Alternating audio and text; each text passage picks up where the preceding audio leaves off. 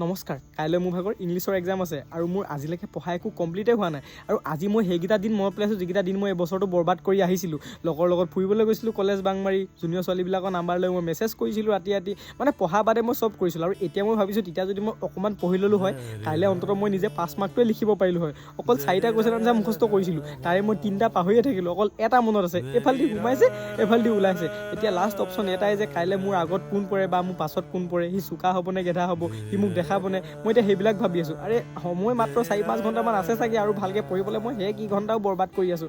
কি যে হ'ব মই একো বুজি পোৱা নাই। মানে মই কৈছোঁ নহয়, আজিৰ দিনটো মই ৰাম হৰি গংগা চব দেখি গৈছোঁ। মানে ভৰিহাতবিলাক কঁপিছে, ভয় লাগিছে, মাথাই কাম নকৰা হৈ গৈছে, টোপনিও নাহিছে, ইটো সিটোক ফোন মাৰি আছোঁ।